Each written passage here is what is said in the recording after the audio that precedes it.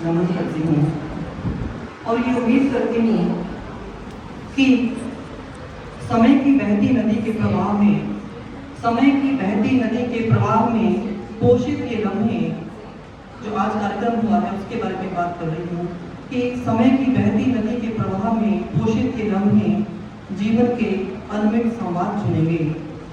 मैं चाहती हूँ कि ज्ञान की खुराक लेकर भविष्य का अनहद बुनेंगे। मंत्रों का ओझ ओढ़कर वैज्ञानिक सोच की रोशनी में अध्यात्म के बीज बोएंगे और उदात्त विचारों की सीख से सुरों और रंगों के मोती मिल जाएंगे।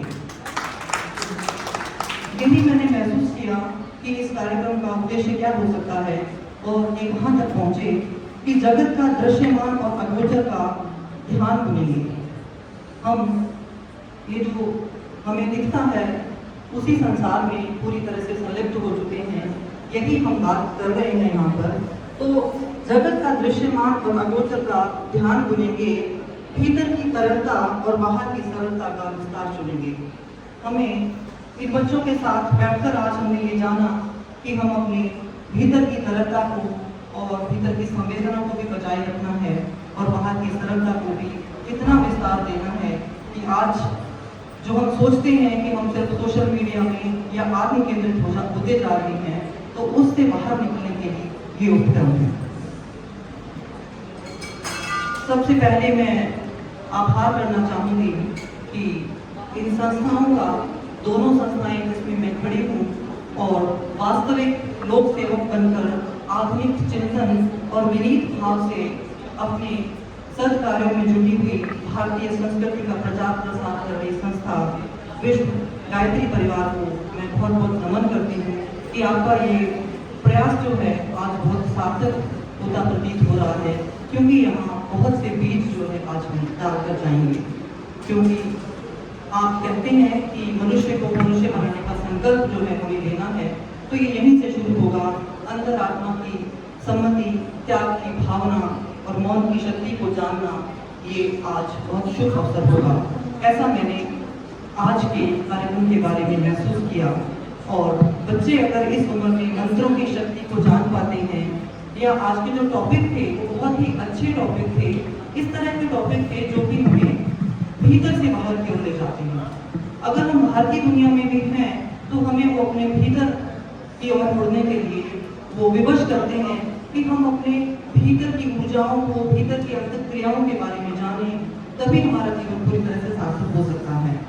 विषय के चुनाव बहुत अच्छे थे और मैं इतना ही कहना चाहती हूँ बच्चों के बारे में कि ये जो ग्रुप डिस्कशन है आज ये बेहद आवश्यक है। आज के आत्म केंद्रित समय में हमें लगता है कि हम अपने मोबाइल में अपनी ही तरफ देखते हैं, दूसरों के साथ बात भी नहीं करते। और इस आत्म केंद्रित होते जा रहे समय में ये कनेक्शन डिस्कशन का बहुत जरूरी है। इसका अर्थ यही था कि जब हमने डिस्कशन किया तो हमें एक दूसरे की बातों पर ध्यान देना है, एक दूसरे से खुद को जोड़ना है, उनसे कनेक्ट होना है कि एक व्यक्ति क्या कह रहा है और दूसरा उस बात को किस तरह से विस्तार देता है और उसमें अपनी सहमति और असहमति को किस प्रकार मिला करके बात को आगे बढ़ाता है। और ये कनेक्शन के लिए बहुत ही जरूरी भी है और बहुत ही अच्छा संवाद भी है। और आगे अगर इस तरह के प्रशासनिक या सभी तरह की जो संस्थाएं हैं उसमें ये ग्रुप डिस्कशन जरूरी है, तो उसका आज ये इस तरह से शुरुआत होना बहुत ही एक जीवन को सफलता की ओर ले जाने वाला है। बच्चों से मैं इतना कहना चाहूँगी कि पारंगत तो कोई भी नहीं है, परंतु आपने बहुत ही प्राणपण से जो बोला है वो तैयार किया, आपको जैसा भी तैयार करवाया गया था आपने किया। और सबसे बड़ी खुशी की बात है कि आपने यहाँ से शुरू किया। अगर मंत्रों की हम बात करें तो पहले ही दिन हम अपने किसी भी अपने जो ऊर्जा तंत्र को इतना जागृत नहीं कर सकते, पर ये शुरुआत है कि जब हमारा मणिपुर चक्र जो है, जब हम उस पर ध्यान करते हैं तो हम सहस्त्रार चक्र तक एकदम से नहीं पहुँच जाते। धीरे धीरे हम स्वादिष्ठान चक्र से लेकर के आगे की मणिपुर और उसके आगे की यात्रा करते हुए उस तक पहुँचते हैं, जो कि बहुत मुश्किल है। अगर हम इसी से जोड़कर देखें तो बच्चों का ये प्रयास बहुत ही सराहनीय है कि ये शब्द जो हैं, जब हम शब्दों की गूंज को मानते हैं कि ये पूरे ब्रह्मांड में विस्तारित होती है और जो हम देते हैं वही लौट कर आता है, तो वही आज अगर ये शब्द बच्चों के माध्यम से यहाँ गूंजे हैं तो मुझे लगता है वही लौट कर फिर उन बच्चों के पास, समाज के पास, देश के पास वापस आएंगे। हमें इतना विश्वास, इतना भरोसा इन बच्चों पर करना होगा। जैसा कि गुप्ता सर ने बताया कि जहाँ हमें सुधार करना है वहाँ हमें करना होगा, और जहाँ पर बच्चों को अपने साथ मिलाने की जो प्रयास है वो हमें करना होगा। दोनों ही पक्ष जो है प्राणपण से अगर इस कार्य को करेंगे तभी हम अपने जीवन को उन्नत बना पाएंगे और उदार बना पाएंगे। बच्चों से इतना ही कहना चाहूंगी कि जब आप ग्रुप डिस्कशन कर रहे थे तो ग्रुप डिस्कशन आपका था, तो आपको सीधा एक दूसरे से बात करनी है।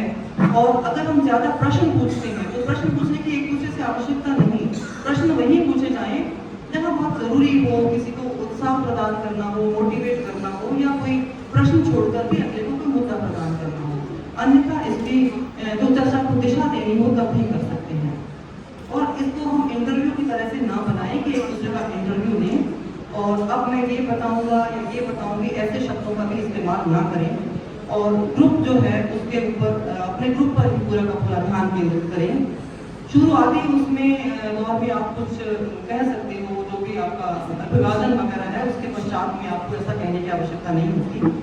और ये ध्यान रखें कि ये भाषण नहीं है और डिबेट नहीं है। भाषण और डिबेट की जो भाषा होती है या भाव भंगिमाएं होती हैं, उतार चढ़ाव होते हैं, थोड़े आक्रामक भी हो सकती हैं, परंतु यहाँ पर जब हम बात कर रहे हैं तो बहुत ही संतुलित रह करके उत्साह भी हमें दिखाना है, परंतु संतुलन जो है वो हमारे लिए बहुत जरूरी होता है। अतः इसे भाषण और डिबेट नहीं बनाएं और इस तरह से करें कि एक जो पार्टिसिपेंट है उस पर ही पूरा का पूरा वो ना लीड करे, दूसरों को इस तरह से वो मुद्दा प्रदान करे कि पता ना चले कि वो उसको प्रदान किया गया है, और बातों ही बातों में अगला व्यक्ति भी इसलिए उसके लिए जिज्ञासु रहे कि मुझे कौन सी बात पकड़नी है। तो ये सब तो ज्ञान से होता है, अनुभव से होता है, आपको बहुत मेहनत करनी पड़ती है। जितना आपको ज्ञान होगा, जैसा मैडम ने बताया कि आपको पुस्तकें पढ़नी होंगी, जितना आपको नॉलेज होगी उसी आधार पर आप अपनी बातों को सहजता के साथ बता सकते हो, और सहजता इसमें बहुत जरूरी है। बहुत ही सहजता के साथ हमें और कुछ सीधे बैठना चाहिए, क्योंकि बॉडी लैंग्वेज जो है वो बताती है कि आप भीतर से कितने ऊर्जावान हैं, आपके विचार कैसे हैं, आपका व्यक्तित्व कैसा है और आपने कितनी तैयारी की है। आजकल तो बहुत क्लासेस होती हैं बॉडी लैंग्वेज की, परंतु जैसे जैसे आप अपने भीतर की ऊर्जाओं को ऊर्जान्वित करेंगे और वैसे वैसे ही आपकी जो बॉडी लैंग्वेज है वो एकदम समझी जाएगी। आपको किसी को बताने की आवश्यकता नहीं होगी, सामने वाला ही बता देगा कि आप में कितना कॉन्फिडेंस है। बस आई कांटेक्ट करें, एक दूसरे की आंखों में देखें और बातों को वहीं से पढ़ें, एक दूसरे से आंखें ना चुराएं, सहज रहें।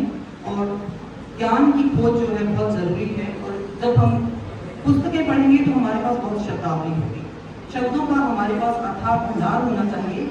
सभी तरह की जो भी भाषाएं हमारे यहाँ चलती हैं उन भाषाओं की पुस्तकें अगर हम पढ़ेंगे तो हम जिस व्यक्तित्व की बात कर रहे थे, जिन विचारों की बात कर रहे थे, वो सारी हमारी वैचारिकता है तभी बढ़ेगी, विकसित होगी और पोषित होगी।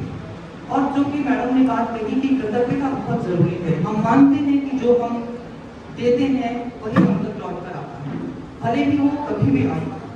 सबसे पहले तो जब हम कृतज्ञता ज्ञापित करते हैं जो कुछ हमारे पास है तो हम संतुष्ट हो जाते हैं, हम शांत हो जाते हैं, हम कुछ कृतज्ञता से भर जाते हैं। तो हमारे भीतर की ऊर्जा जो है वो इस प्रकार से हमारे व्यक्तित्व का विकास करती है कि बहुत हम आश्चर्यजनक तरीके से उस ऊर्जा से भर जाते हैं और खुश हो जाते हैं। हमें लगता है कि हमें समझ ही नहीं आता कि ऊर्जा कहाँ से आई और हम किस बात से खुश हैं।